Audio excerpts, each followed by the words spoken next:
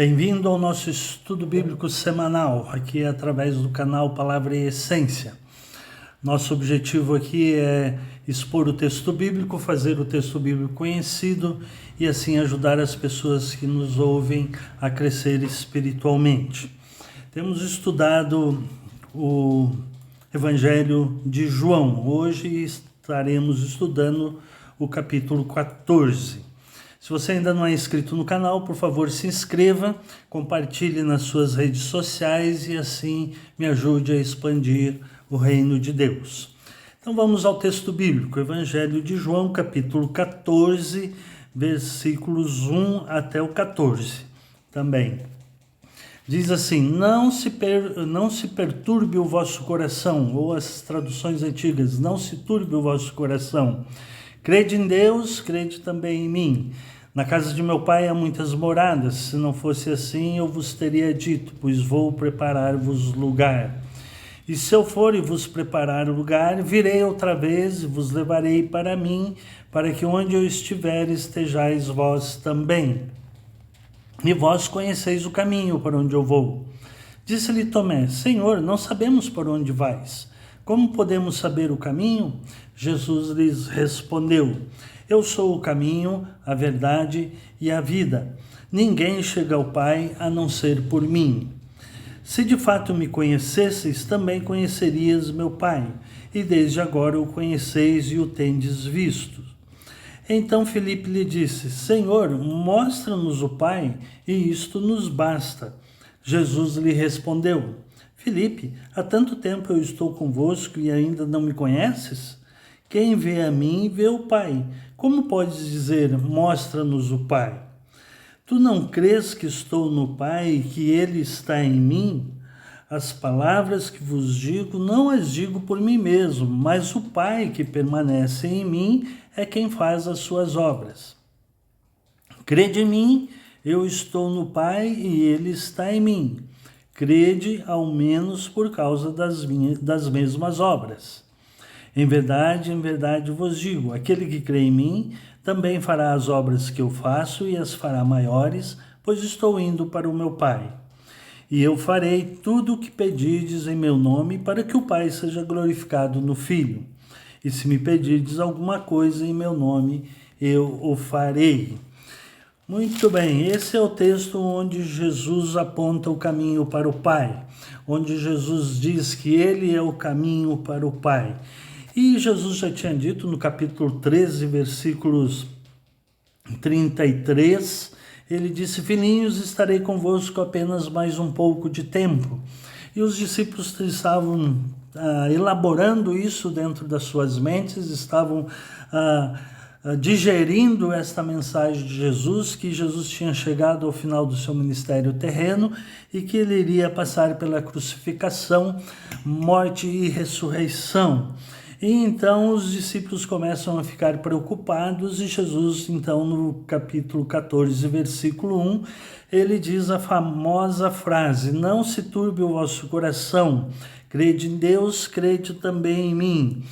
Uma outra tradução melhor para esta frase seria que o coração de vocês não fique angustiado, porque eu vou para o meu Pai. Jesus estava explicando que teria que acontecer a morte e ressurreição, a sua morte e a sua ressurreição, para que se cumprisse a Escritura. Então, Jesus diz: não fiquem perturbados ou não fiquem angustiados, vocês já creem em mim. A tradução aqui pode ser vista como uma afirmação, crede em Deus, crede também em mim. É como se Jesus dissesse, sendo uma afirmação. No grego tem essas duas possibilidades, de ser uma afirmação e de ser um imperativo. Era como se Jesus dissesse: vocês já creem em mim, então não precisam ficar angustiados. Ou se for uma afirmação, aliás, um imperativo, então Jesus estaria dizendo: creiam em mim, tenham fé em mim. Não fiquem angustiados, creiam em Deus e creiam também em mim.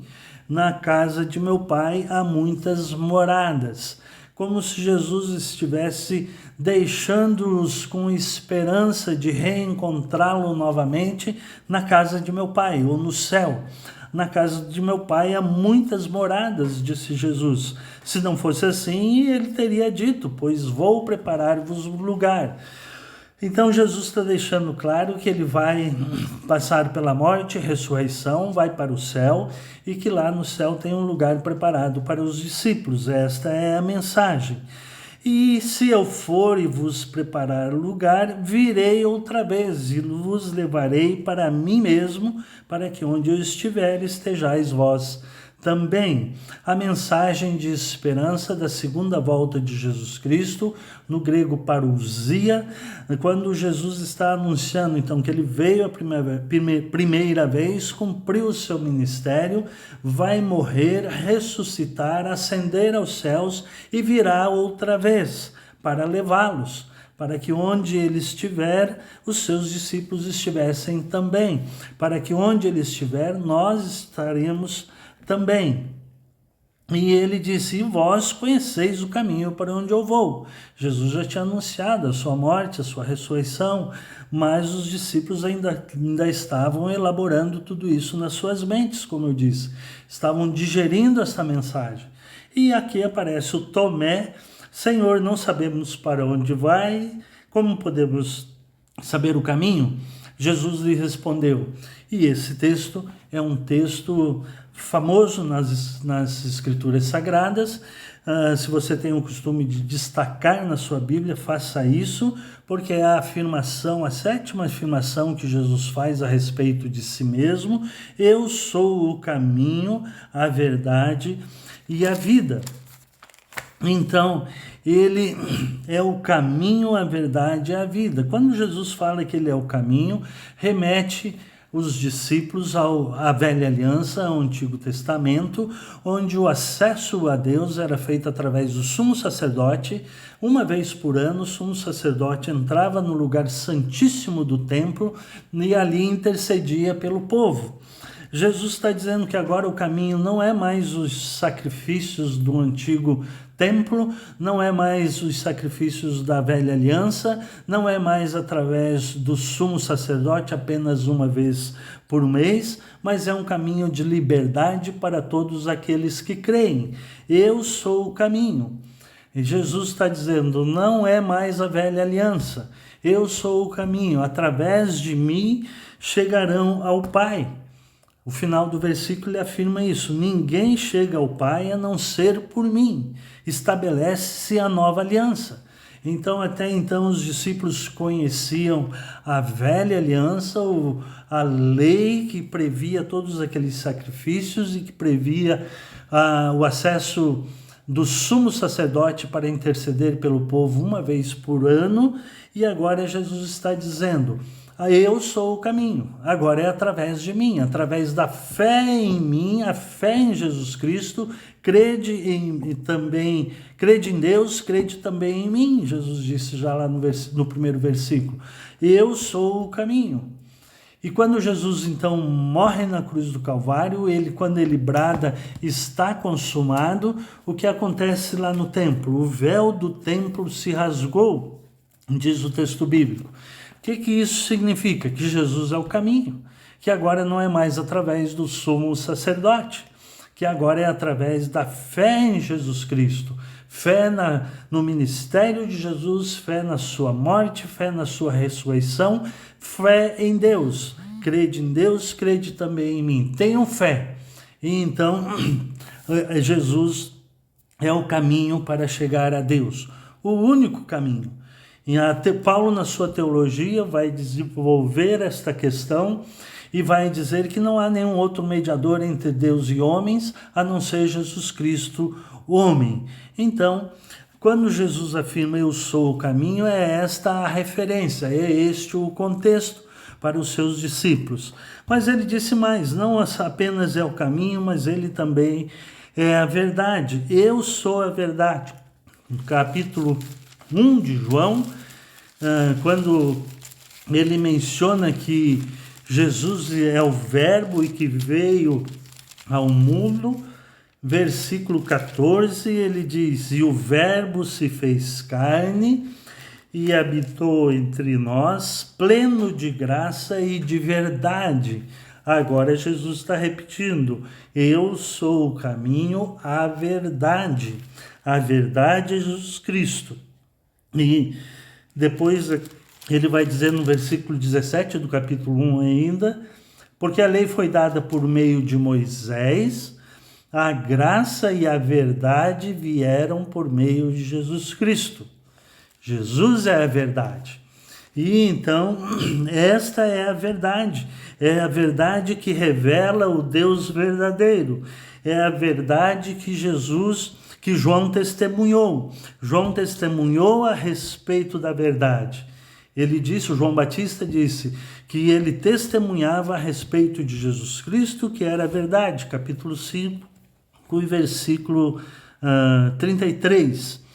Então Jesus veio dar esse testemunho da verdade. Capítulo 18, lá na frente, ele vai dizer isso, que ele veio dar testemunho da verdade. E, aliás, no seu interrogatório com Pilatos, ele fala justamente esse texto. Capítulo 18, versículo 37 de João, onde ele diz: Pilatos lhe perguntou, então tu és um rei? Jesus respondeu: és tu que dizes que eu sou um rei. Foi para isso que nasci e vim ao mundo, a fim de dar testemunho da verdade. Todo aquele que é da verdade, ouve a minha voz. Todo aquele que é da verdade, ouve a minha voz. É o mesmo referencial quando Jesus disse que é a luz, e quem está na luz o segue, mas quem está em trevas se afasta, porque a verdade não está nele. E aqui Jesus está dizendo que ele veio dar testemunho da verdade. Jesus é o caminho, é a verdade e é a vida. Também é a vida. Aqui ele de novo cumpre uma promessa do Antigo Testamento sobre a vida, sobre onde estaria a vida concedida por Deus. Então Jesus é a vida. Jesus veio para dar a sua vida e dar a vida por nós. Capítulo 11, quando ele ressuscita Lázaro, ele falou que ele era a ressurreição e a vida. Capítulo 11 de João, versículos 25 e 26. Jesus declarou: eu sou a ressurreição e a vida. Não há morte, é vida. Quem crê em mim, mesmo que morra, tem vida, viverá. E todo aquele que vive vida e crê em mim, não morrerá eternamente. E é quando Jesus diz: crês isto? Então Jesus está declarando, afirmando novamente que ele é a vida. No capítulo 5, versículo 26, Jesus também fez uma afirmação nesse sentido. Pois assim como o Pai tem vida em si mesmo, assim também concedeu ao Filho ter a vida em si mesmo, a vida eterna. Aí em João, aqui no Evangelho de João mesmo, capítulo 10, versículo 10, Jesus vai afirmar que eu vim para que tenham vida e vida em abundância.